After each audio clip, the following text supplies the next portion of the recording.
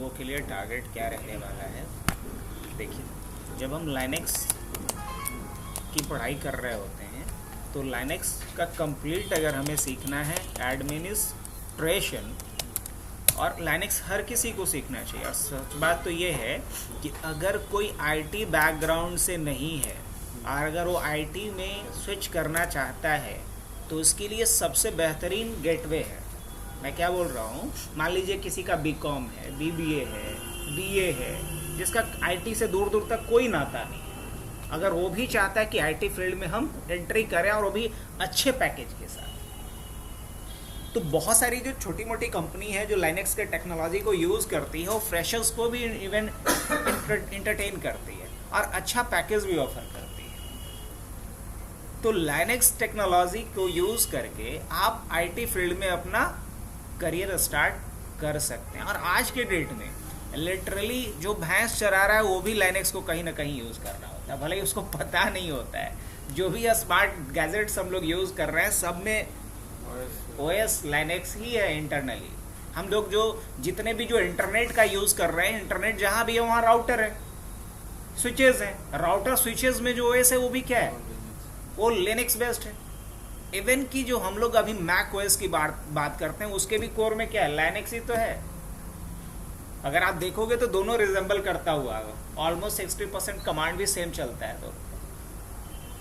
तो Linux administration एक बेहतर करियर ऑप्शन है अगर कोई एंट्री करना चाहता है आईटी फील्ड में। तो चाहे वो डेवऑप्स के फील्ड में जाना चाहता है, जब कुछ बड़ा बड़ा नाम बता दे रहे हैं जो आईटी में भी बहुत ट्रेंडिंग जॉब प्रोफाइल है, like DevOps, like cloud engineer, है ना, like network engineer, like automation engineer. तो इन सभी के लिए, लाइक वेब डेवलपर्स, इन सभी के लिए हमें सोकॉल्ड लाइनेक्स चाहिए होगा। क्योंकि अगर दुनिया में जितने भी वेबसाइट है, मोर देन 70% वेबसाइट अकेला किस पे रखा गया है, लाइनेक्स के अपाचे सर्वर के ऊपर। तो जब बात आती है रियल टाइम का, तो रियल टाइम में मैक्सिमम जगह पे आपको क्या मिलेगा, लाइनेक्स के सर्वर्स मिलेंगे।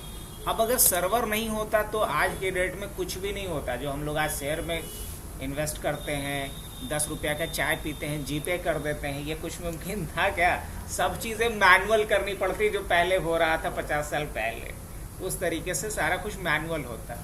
आज के डेट में जो भी आप ऑटोमेटिक करते हैं या इंटरनेट या किसी स्मार्ट डिवाइसेस के थ्रू अगर किसी टास्क को परफॉर्म कर रहे हैं या आपको कोई फैसिलिटी मिल रहा है, तो समझ लीजिए कि वहाँ बैकएंड में कहीं ना कहीं सर्वर का रोल्स है, इन्वॉल्वमेंट है। नहीं तो लाइनेक्स अगर एडमिनिस्ट्रेशन की बात करें तो इसको अलग अलग हायरार्की में बांटा गया है। अगर कोई बिगिनर्स लेवल पे है, बिल्कुल एब्सोल्यूट बिगिनर आप कह सकते हैं, तो उसे करना चाहिए RHCSA। उसे क्या करना चाहिए, RHCSA। ये क्या है, ये रेड हैट का एक सर्टिफिकेशन है, एक रेड हैट का सर्टिफिकेशन है सिस्टम एडमिनिस्ट्रेशन के ऊपर। इसका फुल फॉर्म भी वही होता है, red hat certified system administrator. तो ये RHCSA हुआ जो पहला लेवल है आपका। RHCSA में अगर हम बात करें तो यहाँ बंदे को पूरा एक सिंगल सिस्टम का कंप्लीट एडमिनिस्ट्रेशन सिखाया जाता है। सिंगल सिस्टम का एक क्या कंप्लीट एडमिनिस्ट्रेशन सिखाया जाता है। अब सिंगल सिस्टम का कंप्लीट एडमिनिस्ट्रेशन का मतलब क्या हुआ, अब इस बात को ज़रा हाईलाइट करें तो इसमें सबसे पहले हमें क्या पता होना चाहिए, बूटिंग प्रोसेस। या सबसे पहले तो अगर हम हिस्ट्री की बात करें थोड़ा सा, हाँ पहले क्या थोड़ा सा हिस्ट्री जान ले कि लाइनेक्स का क्या हिस्ट्री रहा है। हिस्ट्री के बाद हमें क्या जाना चाहिए, बूटिंग प्रोसेस जाना चाहिए। बूटिंग प्रोसेस जानेंगे तो ट्रबल शूटिंग आसान हो जाएगा अपने लिए। बूटिंग प्रोसेस जाने के बाद हमें क्या जानना चाहिए, इंस्टॉलेशन आना चाहिए। इंस्टॉलेशन अगर आता है तो इंस्टॉलेशन के बाद हमें आना चाहिए नॉर्मल पासवर्ड ब्रेकिंग, जो बहुत कॉमन है और हर किसी को ये प्रॉब्लम फेस करना पड़ेगा, है ना। तो उसे पासवर्ड ब्रेकिंग आना चाहिए। इसके बाद उसे आना चाहिए FHS। क्या आना चाहिए, FHS। है ना, FHS एंड फाइल सिस्टम की बात होनी चाहिए। अब FHS क्या है, एक ऑफिशियल वे है लाइनेक्स में सारे फाइल्स को, डायरेक्टरी को, सॉफ्टवेयर्स को, डिवाइसेस को अरेंज करने का। तो FHS और फाइल सिस्टम का नॉलेज होना चाहिए। देन आफ्टर उसे फाइल मैनेजमेंट आना चाहिए। क्या आना चाहिए? अब फाइल मैनेजमेंट में सारी बातें आ जाएंगी, चाहे फाइल बनाना हो। आप लोग का हुआ प्रॉब्लम सॉर्ट आउट? नहीं हैं? आइए, इसके बाद हम लोग फाइल मैनेजमेंट के बाद बात करें तो डायरेक्टरी मैनेजमेंट करेंगे। डायरेक्टरी कलेक्शन ऑफ आपका फाइल्स हो गया। डायरेक्टरी मैनेजमेंट के बाद फिर हम लोग बात करेंगे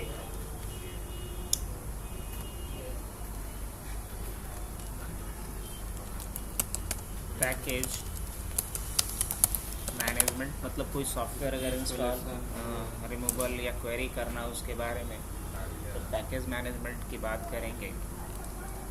फिर बात करेंगे फाइल परमिशन का, फाइल परमिशन का। फिर बात होगी ACL का, access control list, access control list जिसको शॉर्ट में ACL करें। ACL के बाद फिर बात करेंगे हम लोग क्रॉन टैब का। क्रॉन टैब होता है बेसिकली शेड्यूलिंग के लिए। क्रॉन टैब किसके लिए होता है?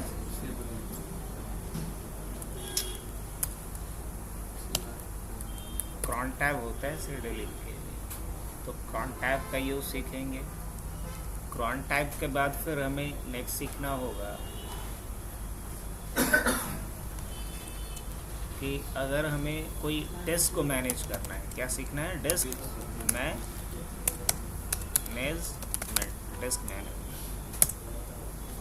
मैनेजमेंट।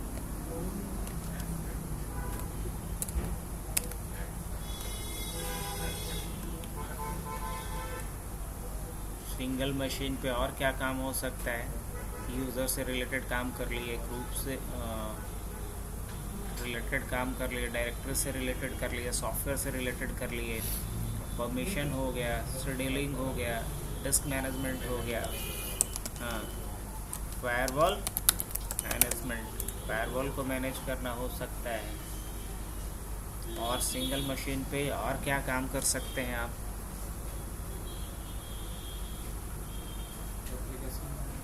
वो तो पैकेज में आ ही गया आपका।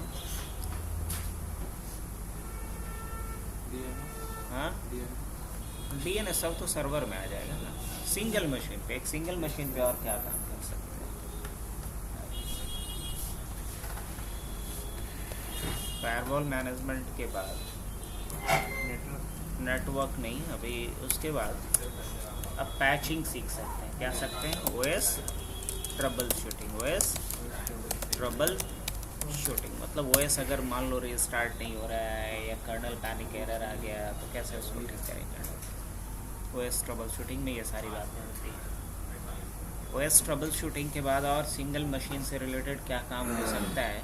लिस्ट था बना हुआ कुणाल, ये वाला लिस्ट नहीं है।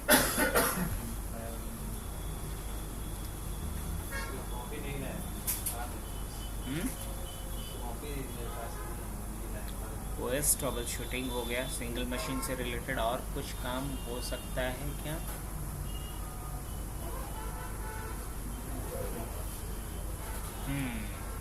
याद आता है धीरे धीरे। डेटा बैकअप एंड रिकवरी, कैसे हम लोग डेटा का बैकअप करेंगे, कैसे डेटा को रिकवर करेंगे, एक सिंगल मशीन का काम है। इसके अलावा और सिंगल मशीन से रिलेटेड क्या काम हो सकता है जिसमें भी नेटवर्क का कोई इन्वॉल्वमेंट मैं नहीं रख रहा हूँ? मान लीजिए IP डालना है सब, वो नेटवर्क में सब नहीं सिस्टम में, जैसे विंडोज में यहाँ जाके जैसे हम लैन में जाके इसमें कैसे डालना, वो भी तो बेसिक होगी। IP ये सब जो डालते हैं। सर्विस मैनेजमेंट, सर्विस को मैनेज करना, सिस्टम में प्रोसेस मैनेजमेंट, मतलब कोई प्रोसेस को स्टार्ट करना, स्टॉप करना, बैकग्राउंड में रन करना, ये सारा कुछ प्रोसेस मैनेजमेंट,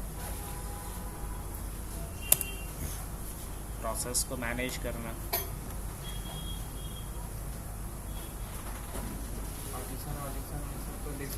वो सब डिस्क मैनेजमेंट में आ जाएगा। LVM वाला पार्ट वो सब उसी में आ जाएगा। LVM आ जाएगा, इवन RAID 5 आ जाएगा सब।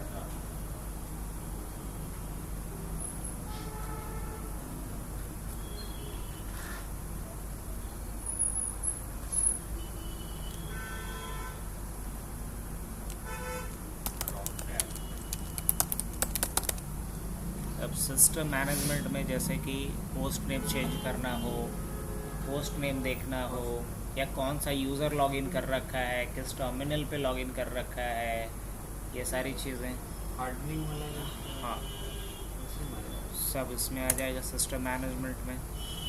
अब इसके बाद सेकंड पार्ट जब शुरू करेंगे जो है आपका RSC। अब RSC जो है red hat certified system engineer जो है, इसमें हम लोग शुरुआत ही करेंगे IP एड्रेसिंग से।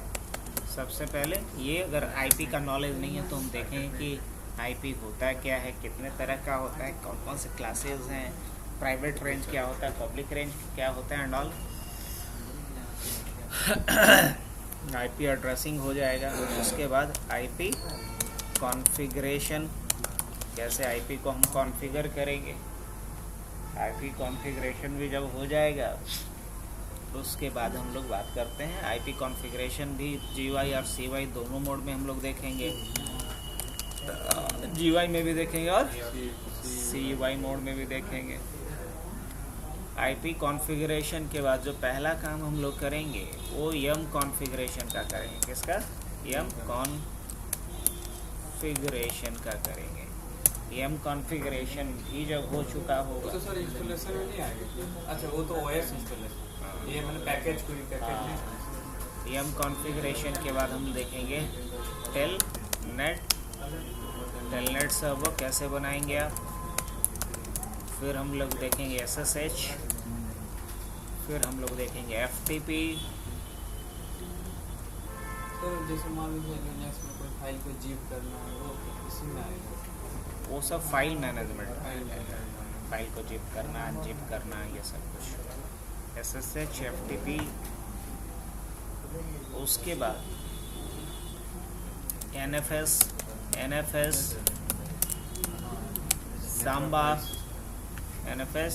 Samba, Squid, log management,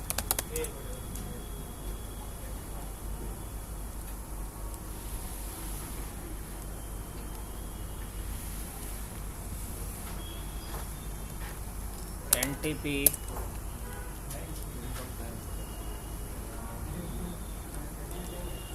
DHCP, DNS, Apache,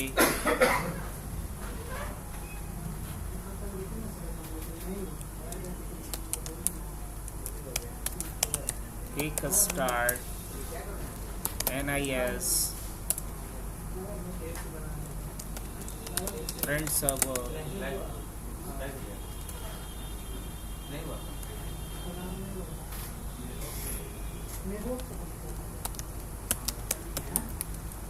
NIC teeming and many more. बहुत कुछ इसमें हम लोग जितने भी सर्वर्स हैं सभी सर्वर्स का कॉन्फ़िगरेशन देखेंगे।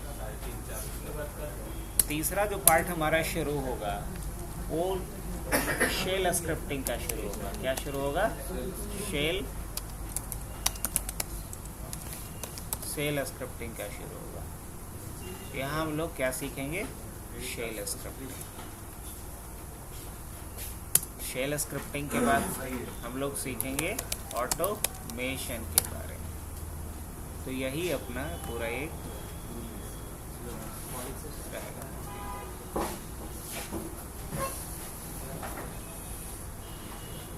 तो ये एक रोड मैप हुआ, इसी के हिसाब से हम लोग चलते हैं। तो होपफुली हिस्ट्री तो पहले ही दिन हम डील कर चुके थे। इंस्टॉलेशन तक डील कर चुके थे शायद, इवन पासवर्ड ब्रेकिंग भी बताए थे, RD डॉट ब्रेक करके। आज हम लोग शुरुआत कहाँ से कर सकते हैं? FHS से कर सकते हैं क्या? तो FHS से अगर शुरू करना है तो इसके लिए हमारे पास लिनक्स का कम से कम एक मशीन होना चाहिए जो ऑलरेडी है।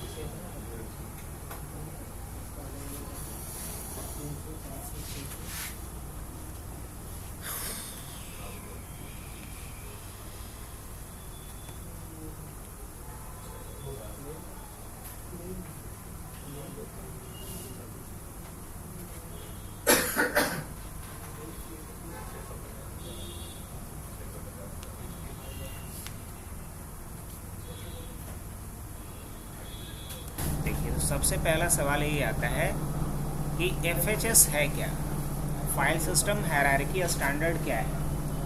तो बोलेंगे कि फाइल सिस्टम हायरार्की स्टैंडर्ड एक ऑफिशियल वे है लिनक्स में सारे फाइल्स, डायरेक्टरीज, डिवाइसेस और एप्लीकेशंस को ऑर्गेनाइज करने का, कि एक लिनक्स सिस्टम में कहाँ कौन सा फाइल रहेगा, कहाँ कौन सा कॉन्फ़िगरेशन फाइल रहेगा, कहाँ कौन सा यूज़र फाइल रहेगा, कौन सा एप्लीकेशन का लॉग फाइल रहेगा, कौन से डिवाइसेस की लिस्टिंग कहाँ होगी, ये सारा कुछ, किस यूज़र का डेटा किस जगह पे रहेगा, इन सारे चीज़ों को ऑफिशियली डिसाइड किया गया रेड हैट ऑर्गेनाइजेशन के द्वारा, और इसी को नाम दिया गया FHS, file system hierarchy standard. तो अगर एक लाइन में कहा जाए तो आप इसको कह सकते हैं फाइल सिस्टम हायरार्की स्टैंडर्ड। अगर लिखना है तो लिख लीजिए, फाइल सिस्टम हायरार्की स्टैंडर्ड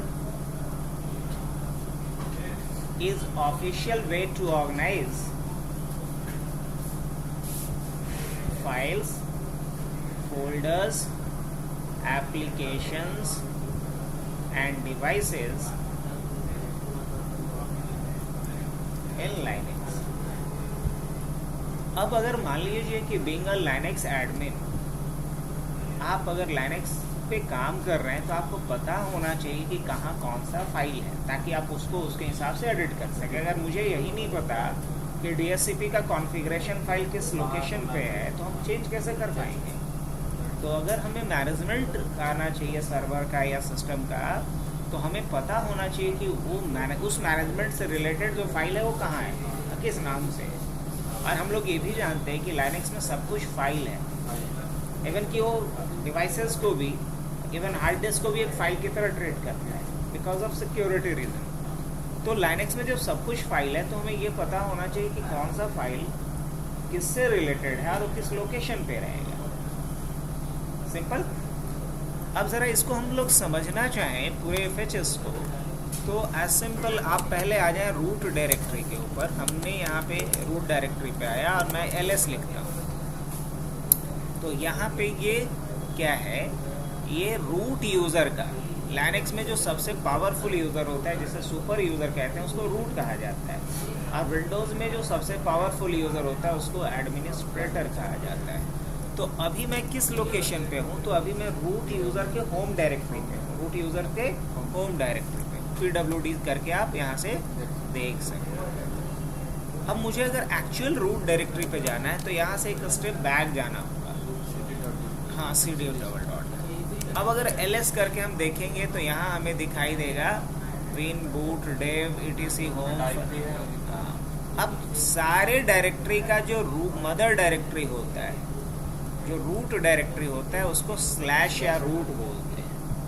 इसी डायरेक्टरी के अंदर बाकी के सारे डायरेक्टरीज होते हैं, इसलिए रूट डायरेक्टरीज का नाम पड़ा, या कह सकते हैं mother directory of all other directories. सारे डायरेक्टरीज का ये रूट या मदर हुआ। अब आप यहाँ पे देख रहे होंगे तो कुछ डायरेक्टरीज आपको दिख रहा है, जैसे bin है, root है, dev है, etc है, home है, live है, live 64 है, मीडिया है।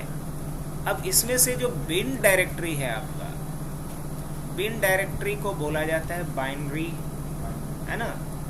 अब ये जो बाइनरी डायरेक्टरी होता है इसके अंदर वो बेसिक्स कमांड्स होते हैं जो एक नॉर्मल यूज़र और एडमिन दोनों चला सकता है। मतलब उन सारे कमांड को कहाँ रखा गया है, इस बिन डायरेक्टरी के अंदर रखा गया है, जिसे एक नॉर्मल यूज़र या इवन रूट यूज़र बोले तो सुपर यूज़र दोनों यूज़ कर सकता है, दोनों उसे इन्वोक कर सकता है। हाँ कि ना। अब बिन डायरेक्टरीज किसके लिए है? बेसिक्स कमांड्स के लिए, है ना, रेगुलर यूज़ के लिए जो कमांड हम लोग यूज़ करते हैं उसके लिए। अब इस बात को अगर हमें क्रॉस चेक करना है, जैसे कि हम लोग ls कमांड यूज़ करते हैं तो नॉर्मल यूज़ के लिए, अब ये कमांड कहाँ होगा? बिन के अंदर होगा। देखा जाए कैसे देख सकते हैं? बहुत आसान। मैं यहाँ पे cd जा कर के क्या लिखता हूँ? बिन। cd अब उसके अंदर जाने के लिए pwd से आप देख सकते हैं मैं कहाँ आ गया? अब बिन डायरेक्टरी के अंदर। अब अगर मैं ls करूँगा तो यहाँ पूरी लंबी चौड़ी लिस्ट होगी, ये सारे कमांड्स हैं इतने सारे बिन के अंदर। अब इसमें से एक कमांड होगा ls जो हमें चाहिए था। इसमें सब कमांड है ना, फाइल डायरेक्टरी सब है, लेकिन इसमें आपका कमांड क्या दिखेगा? ls था ना, कमांड कौन था अपना? ls था। ll में भी दिखता है। हाँ ll में भी दिखता है। ll में परमिशन, और ll में क्या अंतर है? ls है कि सिर्फ फाइल डायरेक्टरी के लिस्ट को दिखाएगा, लेकिन ll उसके परमिशंस के साथ दिखलाता है। परमिशन, हाँ परमिशन के साथ दिखलाएगा।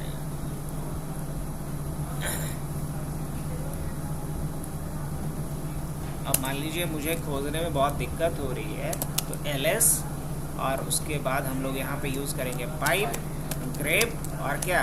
ls। अब यहाँ ls से रिलेटेड जितने भी फाइल हैं उसका लिस्ट दिखा देगा। क्या चलेगा? ls से रिलेटेड इतने सारे हैं। कुछ भी अगर खोजना हो, मुझे अगर पता हो कि यहाँ इस लोकेशन पे है तो हम ग्रेप का यूज़ करेंगे। पाइप लगाएंगे, उसके बाद ग्रेप लगाएंगे, उसके बाद वो उससे रिलेटेड जो हाँ टर्म है वो डालेंगे।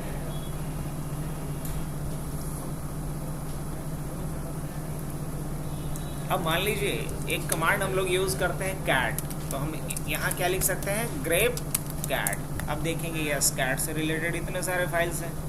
अब मान लीजिए मुझे ll से रिलेटेड देखना है तो हम ll डालेंगे। अब ll से रिलेटेड इतने सारे फाइल्स हैं, जितने फाइल्स इसके अंदर हैं ll से रिलेटेड उन सब की लिस्ट आ जाएगी, सब की लिस्ट आ जाएगी। तो ये सारे कहाँ दिखते हैं? विन के अंदर। कहाँ? विन के अंदर। ओके, क्लियर कर लेता हूँ मैं। अब अगर मान लिया जाए इसके अंदर हम बिन के अंदर गए और यहाँ जा कर के हम लिखते हैं कैट और ls, तो ls के अंदर ये क्या है? ये जो फाइल का कंटेंट दिख रहा है क्या है? बाइनरी फॉर्मेट में है। आप पढ़ पा रहे हैं? फाइल का पढ़ने हाँ, के लिए मैसेज देखने के लिए, मैसेज को पढ़ने के लिए। अब पढ़िए और समझिए। Is it easy? नो। तो आप किसी भी फाइल के बारे में अगर देखना चाह रहे हैं कंटेंट कि उसमें क्या लिखा गया है, तो आप क्या यूज़ करेंगे? कैट और फाइल का नाम, कैट और फाइल का नाम डालेंगे। क्लियर? तो बिन तक तो समझ गए हम लोग। यहाँ से बाहर निकल आते हैं अगेन ls। अब इसके बाद कौन सी फाइल है? सर वो फाइल में मान लीजिए कुछ चेंज करना है। किसमें? कभी भी नहीं, नो नेवर। जो सिस्टम फाइल है उसमें चेंज करना ही नहीं है। डिफॉल्ट जो है उसमें चेंज क्यों चेंज करेंगे? उसमें चेंज तब करना होता है जब कोई इश्यू आए, कोई एरर आए। हमें एरर जनरेट करने के लिए थोड़ी अपॉइंट किया जाएगा, हमें एरर रेक्टिफाई करने के लिए किया जाएगा। अब बिन के बाद नेक्स्ट जो डायरेक्टरी है जिसका नाम है बुट।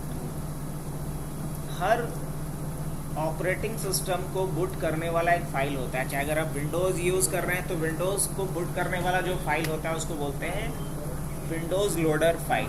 अब जैसे कि विंडोज़ ऑपरेटिंग सिस्टम में जो लोडर फाइल होता है उसको नाम दिया गया है बूट mgr। पुराने वाले ओएस में आपको यही NTLDR के नाम से आता था, और नए वाले में किस नाम से आता है? बूट mgr के नाम से आता है। लाइनेक्स में यही पुराने वाले में लीलो के नाम से आता था, नए वाले में ये आता है किस नाम से? ग्रब के नाम से आता है। Grub, grand unified bootloader. तो जितने भी कर्नल रिलेटेड फाइल है और जितना भी ओएस बूटलोडर फाइल है वो सब बूट डायरेक्टरीज के अंदर रहता है। तो ये एक बहुत ही इंपॉर्टेंट डायरेक्टरीज है अगर सिस्टम पॉइंट ऑफ व्यू से देखा जाए। रिलेटेड जितना इशू है वो एग्जैक्टली ट्रबलशूट करना है तो बूट डायरेक्टरीज के अंदर ही जाके करना है, या फिर FS टैब के अंदर भी जाके करना होता है, क्योंकि बूटिंग के लिए कौन सा पार्टीशन मैप है, माउंट है, वो कहाँ लिखा हुआ रहता है? FS टैब के अंदर। हाँ, हटे नहीं, एग्जैक्टली। तो ये 2 डायरेक्टरी बड़ा इंपॉर्टेंट होता है बूटिंग से रिलेटेड इश्यूज को रिजॉल्व करने के लिए। अब इसको हम देखना चाहें तो कैसे देखेंगे? तो अगेन हम चलते हैं कहाँ पे, CD बूट के अंदर। कहाँ चलेंगे? CD बूट के अंदर आ गए। और राइट, इसके बाद यहाँ अगर LS बूट भी नहीं देने से तो चल जाएगा, CD खाली बूट देंगे तो? हाँ बिल्कुल देंगे तो चल जाएगा, क्योंकि हम तो करंटली उसी डायरेक्टरीज में। लेकिन अंतर ये हो गया कि अगर हम सिर्फ बूट लिखते हैं तो वो कहलाता है रिलेटिव पाथ, लेकिन अगर हम स्लैश लगा दिए तो ये कहलाएगा एब्सोल्यूट पाथ। क्या मुकेश जी, हमसे कोई काम आते हैं?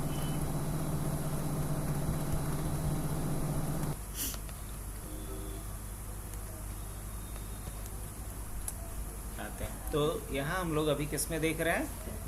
बूट के अंदर देख रहे हैं। बूट के अंदर, एक मिनट क्लियर कर लें, और LS बूट के अंदर। अब बूट के अंदर कुछ फाइल है, इसमें से ये एक फाइल बड़ा ही इंपॉर्टेंट है। ये जो फाइल आपको दिख रहा है initramfs, ये बड़ा ही इंपॉर्टेंट फाइल है। अगर इस फाइल को किसी ने छेड़छाड़ किया या डिलीट कर दिया तो आपका कर्नल पैनिक एरर आना शुरू हो जाएगा, बूटिंग आपका इंटरप्ट हो जाएगा। तो ये इस तरह के सारे इंपॉर्टेंट फाइल किसके अंदर हैं? हाँ, ये बूट के अंदर है। इसके अंदर आपको एक ग्रब नाम का भी फोल्डर दिख रहा होगा, इसके अंदर भी आप जा करके देख सकते हैं। ग्रब का फाइल इसके अंदर होता है। ग्रब 2 के अंदर आ गए, LS करके देखेंगे तो ग्रब फाइल इसके अंदर होता है। और जो मेन आपका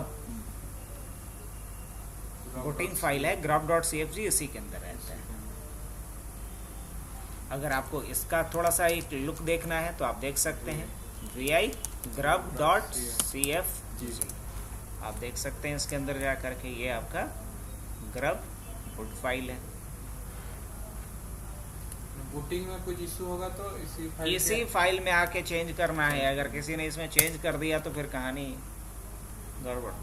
तो बस मैं दिखा रहा हूँ कि FHS में किस डायरेक्टरी या किस फाइल का क्या लोकेशन होता है, उसके अंदर किस तरह के कंटेंट होते हैं। अगर हम यहाँ से वापस आ जाएं बूट के ऊपर, वापस यहाँ आ गए। अब अगर मैं यहाँ से बाहर निकलूँ, वापस LS करके देखूँ तो नेक्स्ट कौन सी डायरेक्टरीज बचती है? अपनी डिवाइस। डिवाइस के अंदर क्या होता है पता? डिवाइस के अंदर सारे डिवाइसेस का इंफॉर्मेशन होता है। लाइक इसमें जो हार्ड डिस्क कनेक्टेड है वो कहाँ दिखेगा मुझे? वो डेव के अंदर दिखेगा। अगर आप यहाँ डेव के अंदर जाएंगे, LS करके देखेंगे तो जितने भी डिवाइसेस इससे कनेक्टेड है उन सारे डिवाइसेस का इंफॉर्मेशन कहाँ मिल रहा होगा आपको? इस डायरेक्टरीज के अंदर देखने को मिलेगा। जैसे कि इसके अंदर आपको हार्ड डिस्क का इंफॉर्मेशन मैं दिखा रहा हूँ, जस्ट अ मिनट। ये आपका SDA, क्या है? SDA मतलब हमारा एक इसमें SATA हार्ड ड्राइव अटैच्ड है, इसलिए SDA के नाम से। अगर दूसरा हार्ड डिस्क हम जैसे ही अटैच करेंगे तो किस नाम से यहाँ पे शो होगा? SDB के नाम से शो होगा। तीसरा जैसे ही अटैच करेंगे तो किस नाम से शो होगा? SDC के नाम से शो होगा। और इसके ऊपर जो पार्टीशंस बनाएंगे हम, वो SDA 1, SDA 2 and so on, जितने भी पार्टीशंस आप बनाएंगे वो आएगा। ठीक है। इसके अलावा यहाँ सारे टर्मिनल्स की लिस्टिंग आ रही है। फिजिकल टर्मिनल है और ये वर्चुअल टर्मिनल है जिसको सूडो टर्मिनल बोलते हैं, है ना। सारे डिस्क का यहाँ पे इंफॉर्मेशन रहने वाला है। जितने हम लोग इनपुट डिवाइसेस को यूज़ करते हैं उसका इंफॉर्मेशन रहने वाला है। जो नहीं लॉग इसमें नहीं रहता है। जो CD रोम है आपका, मतलब जो डिवाइस कनेक्टेड है, इवन कि आपका CPU कौन सा लगा हुआ है, रैम कौन सा लगा हुआ है, वो सारा। सीधी सी बात मैं बोलूँ एकदम ठेठ भाषा में, तो जितने भी हार्डवेयर डिवाइसेस कनेक्टेड होंगे इस सिस्टम से, उसकी लिस्टिंग कहाँ होगी? यहाँ होगी। बस एक बात एक लाइन में याद रखना है, जितने भी आप डिवाइस को कनेक्ट करेंगे उन सारे डिवाइस का इंफॉर्मेशन या उससे रिलेटेड फाइल्स और डायरेक्टरीज यहाँ आपको दिखाई देंगे। समझे? अब मान लीजिए कि आपको हार्ड डिस्क का इंफॉर्मेशन देखना है तो आप देख सकते हैं। अब आपको करना क्या पड़ेगा? हमें यहाँ लिखना होगा fdisk और SDA। अब दिखा देगा कि SDA से रिलेटेड जो भी मैनेजमेंट करना आप कीजिए यहाँ पे। अब नहीं, मेरे को मैनेजमेंट नहीं करना है, ठीक है, तो हम बाहर निकल आए, लेकिन देख तो सकते हैं। अब मान लीजिए कि हम यहाँ पे देखना चाह रहे हैं LS और क्या लिखेंगे? SDA। तो SDA यहाँ है कि नहीं अवेलेबल वो दिखा देगा। अब मान लीजिए हम लिख रहे हैं एफ डिस्क -L और SDA, तो SDA पे जितने भी पार्टीशंस बने हुए हैं वो सब कुछ शो कर दिया आपने को। तो कहने का अर्थ ये है कि अगर हम कोई पेन ड्राइव भी कनेक्ट करें, CD ड्राइव कनेक्ट करें, वो सब कहाँ मिलेगा? डेव के अंदर। अब मान लीजिए मुझे CD पे जाना है, तो हम क्या लिख सकते हैं? CD रोम लिख सकते हैं। हाँ बिल्कुल। क्या बात से निकलना नहीं, इसी के अंदर तो है, इसी के अंदर CD रोम होगा। माउंट CD रोम। अब माउंट कहाँ करना है वो हमें बताना पड़ेगा। यस, इस तरीके से अब कोई CD कनेक्टेड नहीं है, इसलिए इश्यूज आ रहा है, नो मीडियम फाउंड। अब हम लोग क्या करते हैं, नेक्स्ट आते हैं अगले डायरेक्टरीज के ऊपर। तो इट इज़ नेक्स्ट इम्पॉर्टेंट है ETC, और ये बहुत इम्पॉर्टेंट है नेटवर्क एडमिन या सिस्टम एडमिन के पॉइंट ऑफ व्यू से, क्योंकि ज़्यादातर जो कॉन्फ़िगरेशन फाइल होता है रिलेटेड टू सिस्टम और रिलेटेड टू नेटवर्क, वो कहाँ रहता है? ETC के अंदर रहता है। अब जैसे मुझे देखना है कि हमारे सिस्टम का नाम क्या है, या हमारे सिस्टम का क्या IP है, हमारा सिस्टम किससे कनेक्टेड है, या DNS का, किसी का भी अगर देखना इन्फॉर्मेशन, तो सब कहाँ मिलता है? सब कुछ यहाँ पे ही रहता है। अब जैसे हम लोग यहाँ पे CD ETC करके आ जाएं, LS करके देखें, सिक्योरिटी से लेकर के नेटवर्क से लेकर के सारा कॉन्फ़िगरेशन आपको कहाँ मिल रहा है?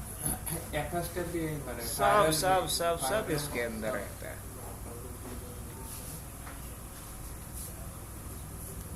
अब जैसे कि मान लीजिए मुझे देखना है कि हमारा होस्ट नेम क्या है, कंप्यूटर का नाम क्या है, तो हम क्या देख सकते हैं? यहाँ से देख सकते हैं कैट होस्ट।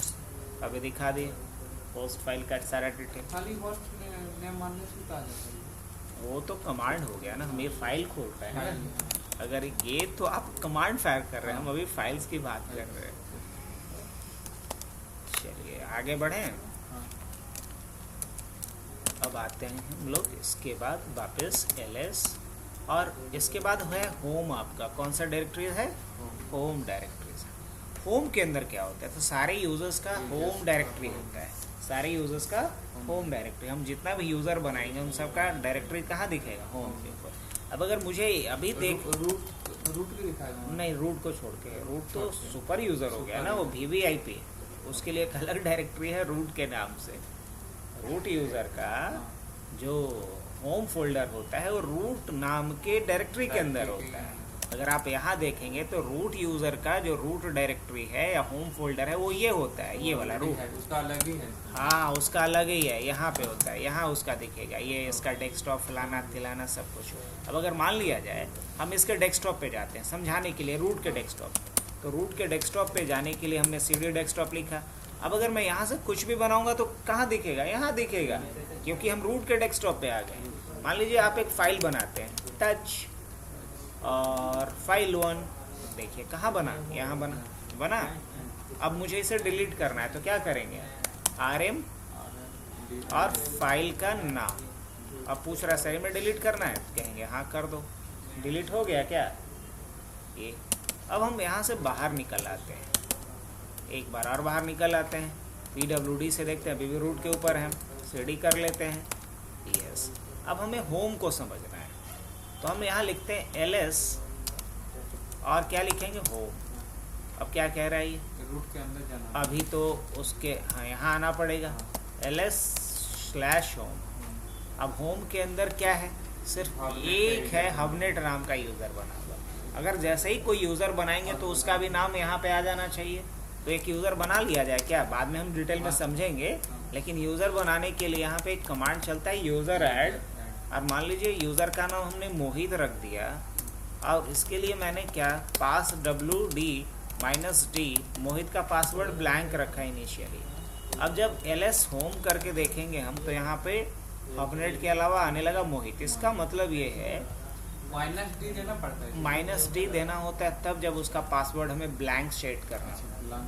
ब्लैंक अगर सेट करना हो पासवर्ड तब -D देंगे। अगर ब्लैंक नहीं करना होगा तो सिर्फ पास WD के बाद हम नाम डालेंगे पहले, उसके बाद वो खुद से आपसे पासवर्ड मांगेगा।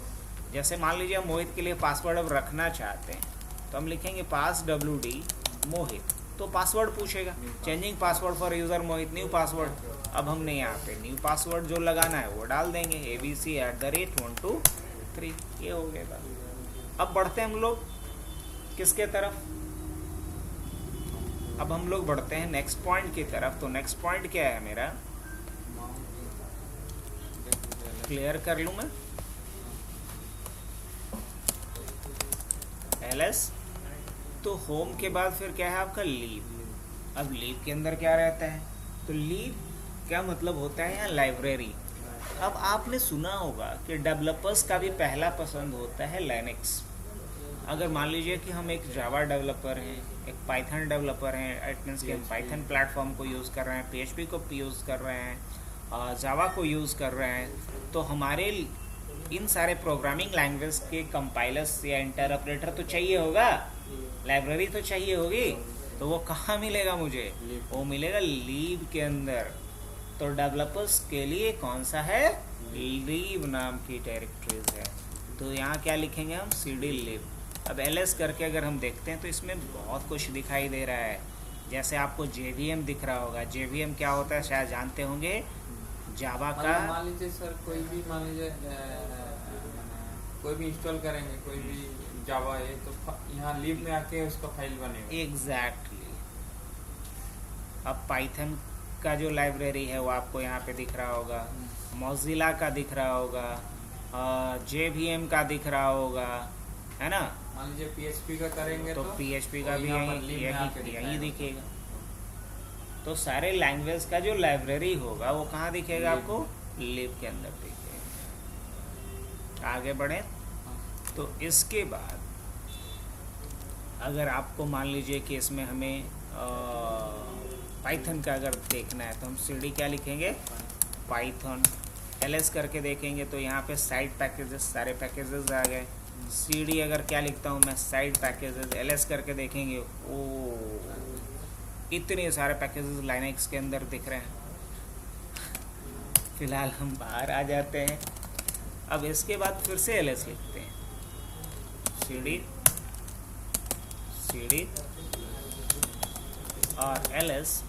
अब लीव के बाद है लीव 64 बिट आर्किटेक्चर के लिए होता है, बस इतना ही फ़र्क है दोनों में, लीव और लीव 64। हाँ, एक 32 है, एक 64। cd स्पेस अगर मान लीजिए आपने क्या लिखा, लीव 64, ओ cd लीव 60। अब ls करके आप देख सकते हैं, इसके अंदर भी इतने सारे हैं, है ना, अलग अलग पैकेज की लाइब्रेरी। अब इसके बाद हम लोग वापस आते हैं, ls करके देखते हैं फिर क्या है आपका मीडिया। अब मीडिया के अंदर क्या रहता है, तो मीडिया के अंदर हमारा जो भी एक्सटर्नल जो डिवाइस होता है, एक्सटर्नल जो फाइल्स होगा वो होगा। अब जैसे कि नहीं, वो मीडिया के अंदर दिखाएगा, जैसे कि पेन ड्राइव आप लगा दें, हार्ड डिस्क हो गया, हाँ एक्सटर्नल जो, हाँ वो आपका मीडिया के अंदर दिखेगा। अब मैं लिखता हूँ यहाँ पे cd मीडिया, ls करके देखता हूँ, अभी कुछ भी नहीं है। लेकिन जैसे ही हम कोई पेन ड्राइव इस पर कनेक्ट करेंगे तो कहाँ दिखेगा वो मीडिया। लाइए, कोई पेन ड्राइव है आपके पास,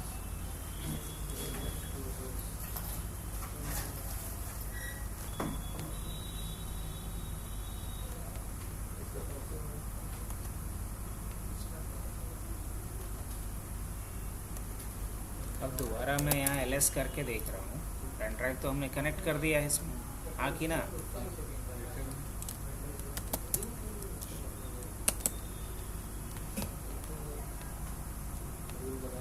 थोड़ा स्लो भी होता है मोस्ट ऑफ टाइम।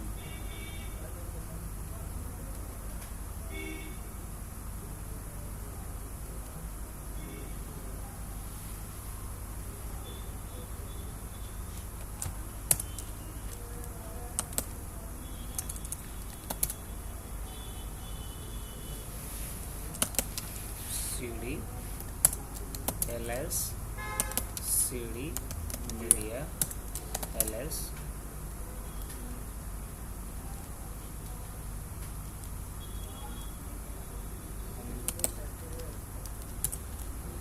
ls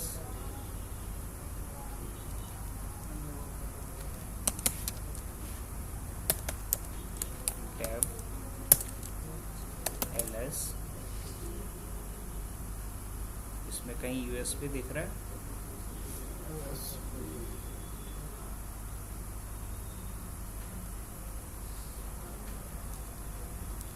कोई नहीं, उसमें हम देखना चाह रहे हैं तो ग्रेप किस दिन काम आएगा?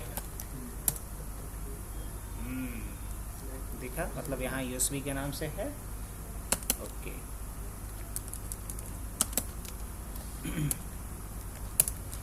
अब हम लोग फिर से सीडी कहाँ आ जाएं? मीडिया पे। एलएस नहीं, अभी तक शो नहीं किया, कोई नहीं। अभी हम लोग यहाँ पे आ जाएं। अच्छा, ये पोर्टेबल भी है क्या आपका? यही मसला है।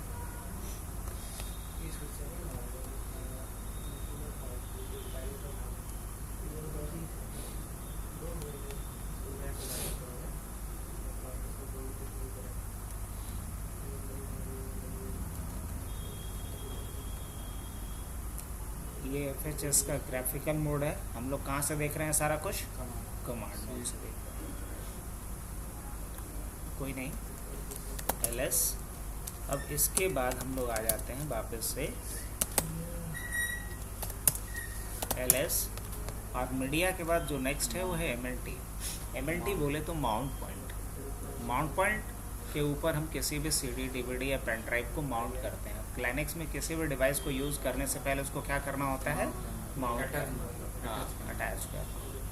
तो माउंट करने के लिए जैसे मान लीजिए हम ये कोई ड्राइव बनाना चाहते हैं, कोई डिस्क ऐड करना है तो एग्जैक्टली तब उसे माउंट करना पड़ेगा। जैसे देखिए, अभी मैं CD को माउंट करता हूँ बिकॉज उसकी ज़रूरत पड़ने वाली है अपने को। तो हम CD को माउंट करना चाह रहे हैं MLT के ऊपर। तो अगर अभी मैं MLT पे देखूँ तो मुझे कुछ नहीं दिखेंगे। अगर मैं अभी जाऊँ और लिखता हूँ CD MLT, LS करता हूँ तो सिर्फ इमेज दिख रहा है, लेकिन हमें पूरे डिस्क को माउंट करना है। तो हम क्या करेंगे? पूरे डिस्क को माउंट करना है तो हम लिखेंगे यहाँ पे माउंट, और किसको माउंट करना है? माउंट करना है CD रोम को। और कहाँ माउंट करना है? MLT पे माउंट करना है। अब आप यहाँ से हैं ही तो डायरेक्ट MLT भी लिख सकते हैं। यदि हम MLT के अंदर जाके फिर माउंट CD रोम करेंगे, ऐसे नहीं होगा? बिल्कुल होगा, वैसे भी हो सकता है। या बाहर से भी करना है? हाँ, बाहर से भी करना है। जैसे मान लीजिए आप बाहर आ गए, सपोज अभी बाहर है, बिल्कुल बाहर है। अब आप यहाँ भी लिख सकते हैं माउंट, किसको माउंट करते तो /CD या ETC/CD रोम, और कहाँ इसको कर दो? /MLT पे। कहाँ पे? MLT पे। ETC के अंदर कर। ओह सॉरी, ETC नहीं होगा ना, डेव ना। डेव के अंदर है CD रोम, और उसको माउंट कहाँ करना है? MLT पे। हो गया माउंट। अब अगर हम दोबारा चलते हैं कहाँ पे? /MLT पे, LS करके देखेंगे, ये सारा कुछ आ चुका है यहाँ पे। नहीं, ये हुआ माउंट की कहानी।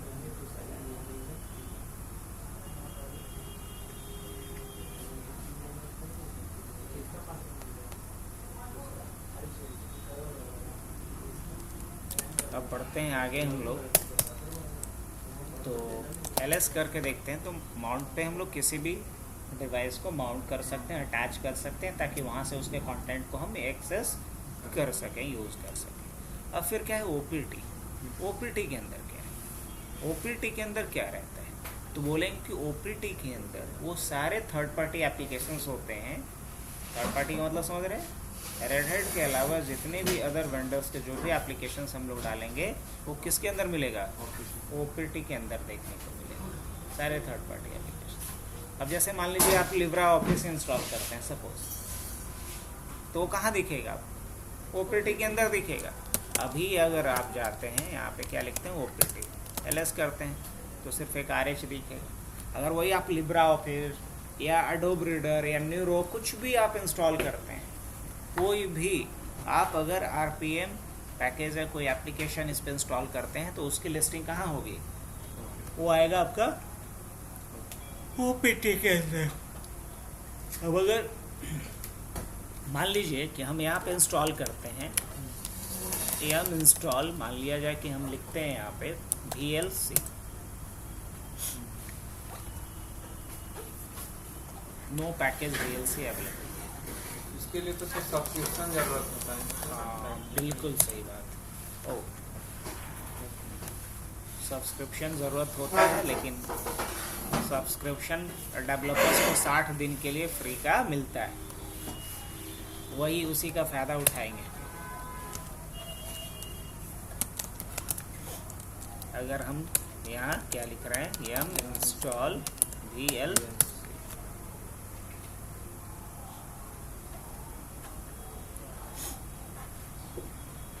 no packages, yum install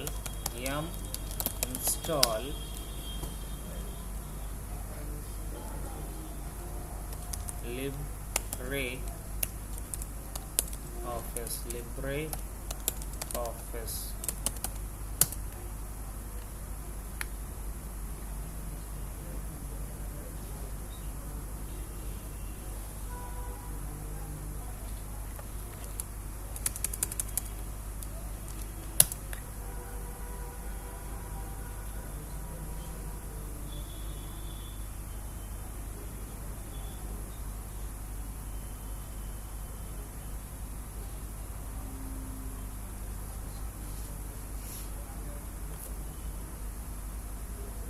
yes। वो ऐसे नहीं ले रहा था, स्टार में क्यों लिया? स्पेलिंग मिस्टेक की वजह से, लेकिन स्टार लगाएंगे तो लिब्रे के बाद जितना भी नाम होगा सबको इंस्टॉल कर देगा। अच्छा, वो मैंने पूरा लिब्रे का पूरा पैकेज, हाँ पूरा पैकेज कर देगा, जिसको ज़रूरत भी नहीं है मेरे वो भी होगा। स्पेस ज़्यादा लेगा। हाँ स्पेस ज़्यादा लेगा, लेकिन इसका पैकेज इतना लाइट वेट होता है कि फ़र्क भी नहीं पड़ेगा, वो MS ऑफिस की तरह नहीं है। अब अगर हम यहाँ LS करके देखें,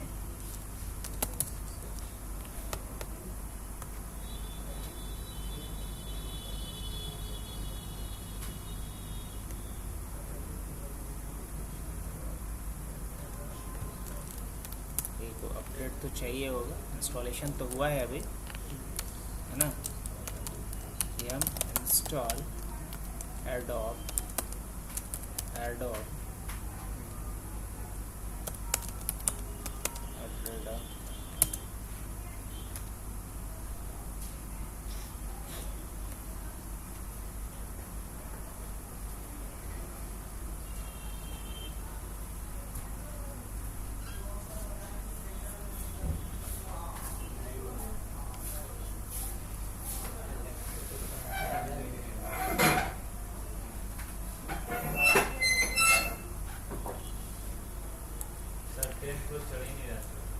नहीं चढ़ रहा है ना, तुम्हारा है कि कस्टमर का?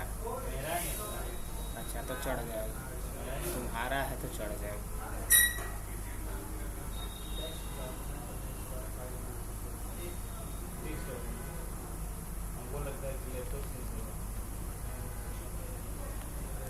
आइए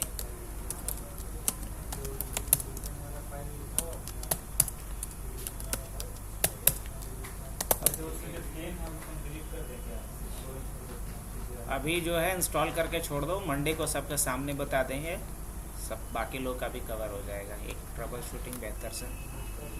ऑप्ट के बाद फिर क्या है, प्रॉक के अंदर सारा रनिंग प्रोसेस का इंफॉर्मेशन होता है, सारा जो भी अभी करंटली प्रोसेस मेरा रन कर रहा है, बहुत सारा सिस्टम प्रोसेस बैकएंड में चलते रहता है, बहुत सारा यूज़र का प्रोसेस चल रहा होगा। मान लीजिए कि हम बैकअप का ही एक प्रोसेस स्टार्ट किए हैं, तो भी बैकएंड में चल रहा होगा, तो वो सारा कुछ कहाँ दिखेगा, यहाँ।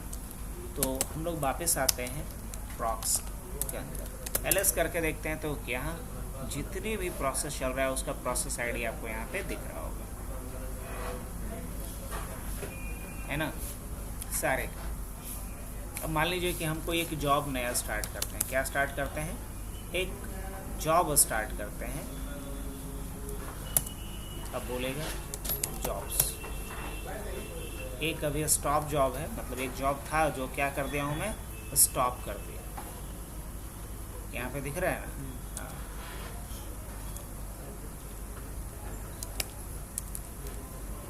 अब हम यहाँ पे क्या करते हैं, BG मतलब बैकग्राउंड में इसी को रन कर दो, किसको, एक को। अब ये प्रोसेस क्या चला, बैकग्राउंड में रन कर गया।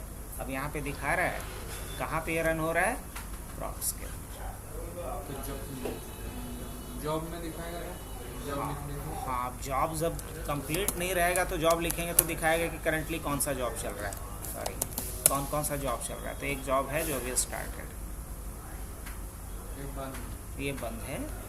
और ये कौन सा जॉब था, तो हमने एफ डिस्क चलाया था SDA के लिए, वो वाला जॉब हमने बीच में कंट्रोल Z करके स्टॉप कर दिया था। देखने के लिए हमको प्रॉक्स में जाना पड़ेगा। हाँ, यहाँ आप देख सकते हैं कि उससे रिलेटेड ये सारे जॉब आईडी है, ये सब क्या है, जॉब आईडी है, जो जॉब अभी करेंटली चल रहा है। अब हम लोग यहाँ से क्या करते हैं, इसके बाद अगर हमें किसी जॉब को किल करना होता है, क्या करना होता है, स्टॉप करना होता है, तो उसका हम हाँ प्रोसेस आईडी डाल करके उसको किल कर सकते हैं।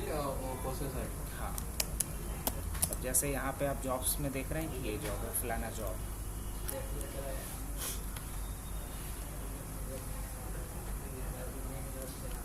मान लीजिए स्टॉप जो है उसको पूरा किल करके हटा देना है। हाँ, किल करके हटा देना है, या फिर इसको रन कर दीजिए। मान लीजिए जॉब आपका ये जॉब है, आप FG में इसको रन कीजिए, FG और 1 कीजिए। अब FG 1 किए तो ये रन कर गया वापस से, आपसे कुछ पूछ रहा है ना, पूछ रहा है कि नहीं पूछ रहा है, यही ना प्रोसेस था। तो हम मान लीजिए कि कहते हैं कि नहीं अभी ख़त्म करो, क्विट करो, हमको नहीं करना है, वापस आ गए।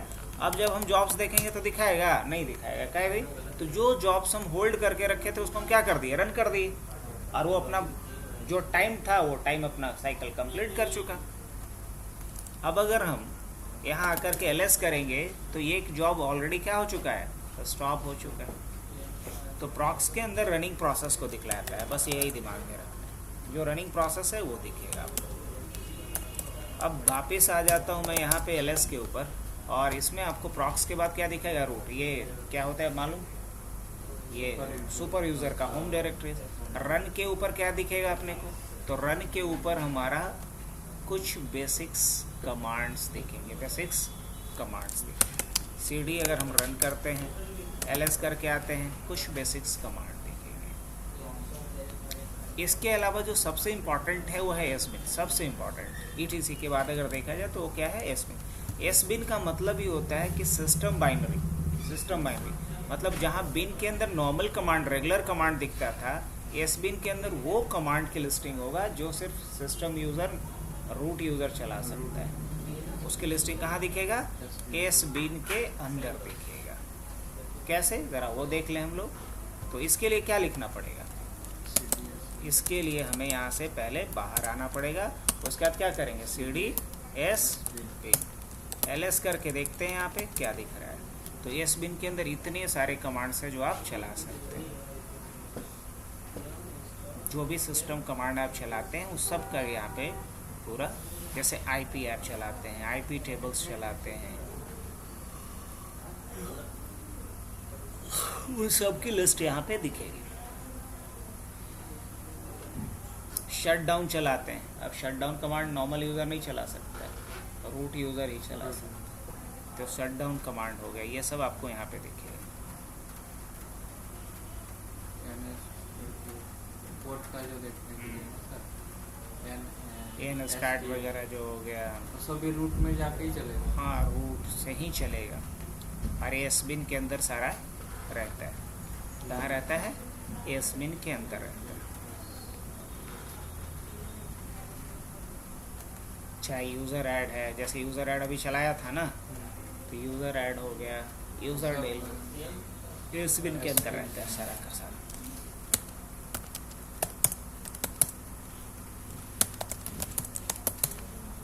अब इसके बाद फिर क्या है, SBIN के बाद SRB।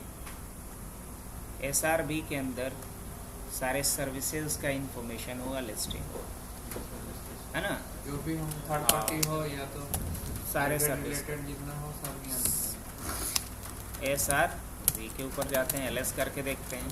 अभी कोई भी हमारा सर्विस रनिंग स्टेट में यहाँ पे नहीं है। अगर कोई हम सर्विस यहाँ पे स्टार्ट करेंगे तो कहाँ दिखेगा, सर्विस के अंदर दिखेगा, जैसे कि DNS हो गया, DHCP हो गया, NTP हो गया, उन सब का इंफॉर्मेशन यहाँ दिखेगा।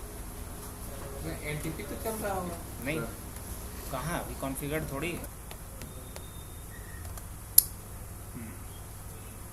इसके बाद फिर क्या है, सिस्टम, है ना। तो सिस्टम डायरेक्टरी के अंदर सिस्टम से रिलेटेड फाइल्स मिलेंगे अपने को, sys sys आगे डायरेक्ट ls करके देख लेते हैं। तो यहाँ पे डिवाइसेस का, फॉर्मवेयर मतलब बायोस का, है ना, फाइल सिस्टम का। हाइपरवाइज़र क्या होता है? तो हाइपरवाइज़र एक टेक्नोलॉजी है वर्चुअलाइजेशन का, वो हो गया। कर्नल का, मॉड्यूल्स का, पावर्स का, ये सब कुछ रेड हैट का पैकेज ये करना, फर्मवेयर अपडेट करना, तो यहीं पर सिस में।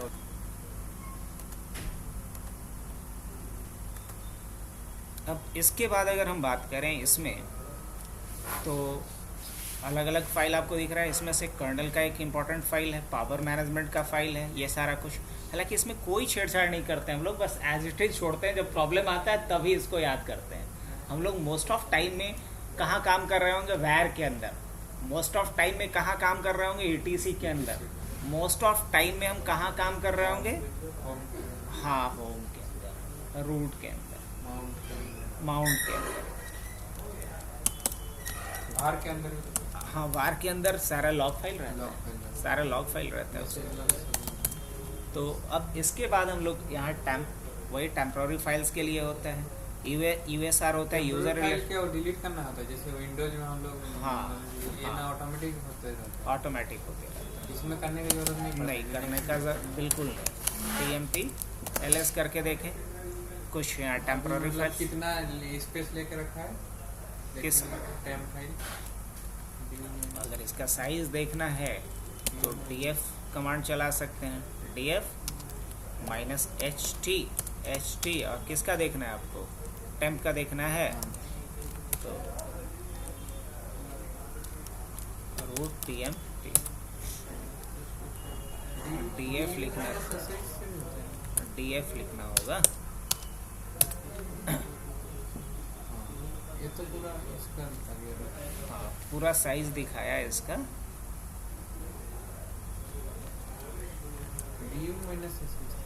वो तो डिस्क यूजेज दिखाता है, डिस्क यूजेज। अब किसका देखना है? TMP का। TU के साथ नहीं काम करेगा, है ना। डिस्क यूजेज बता रहा है कि कितना ये लेगा। पूरा टेम्प कितना साइज लेगा? इतना किलोबाइट का ये साइज लेगा।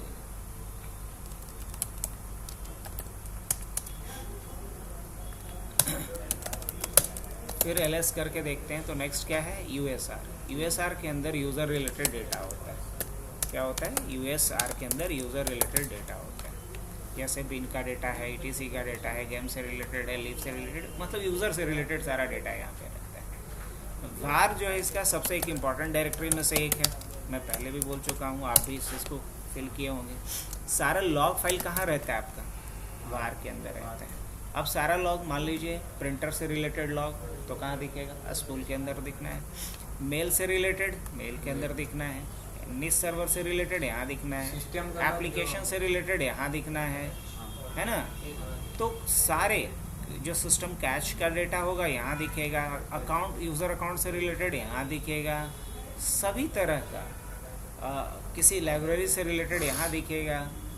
तो अलग अलग तरह के जो लॉग फाइल्स बनेंगे। ये जैसे अपना सिस्टम का लॉग, OS का, वो कहाँ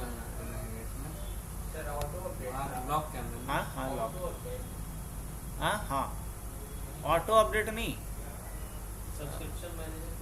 सब्सक्रिप्शन मैनेजर के बाद पहले लिखना है अटैच, उसके बाद माइनस ऑटो, अटैच उसके बाद माइनस। हाँ, रजिस्टर कर दिया, रिफ्रेश कर लिया और ये कर लिया। उसके बाद लिखो यम रेपो लिस्ट।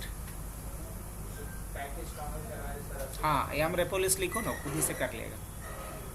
हाँ, आपको लॉग देखना है तो वैर के अंदर लॉग में जाना पड़ेगा। वैर के अंदर लॉग, अब यहाँ लॉग में बहुत सारे लॉग होते हैं। अब जेनरिक जो लॉग होता है वो आपको मिलेगा मैसेजेस के अंदर, जो जेनरिक, हाँ सिस्टम लॉग।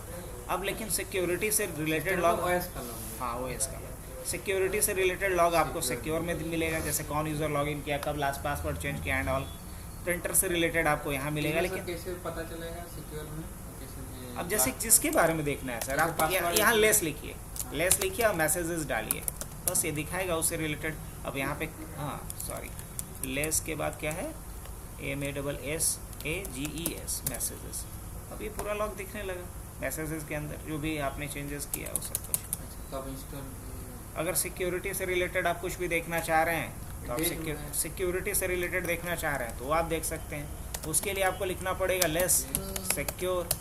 अब ये सिक्योरिटी से रिलेटेड सारा दिख रहा है। जैसे आपने पासवर्ड चेंज करा था एक यूज़र का, अपने यूज़र के लिए।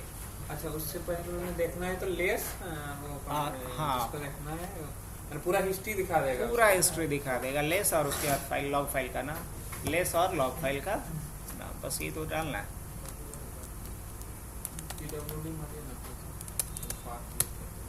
PWD वैर लॉग के अंदर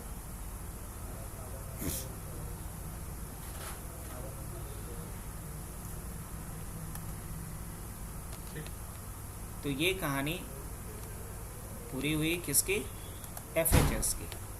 FHS को हम लोग सेपरेट रख लेते हैं ज़रा।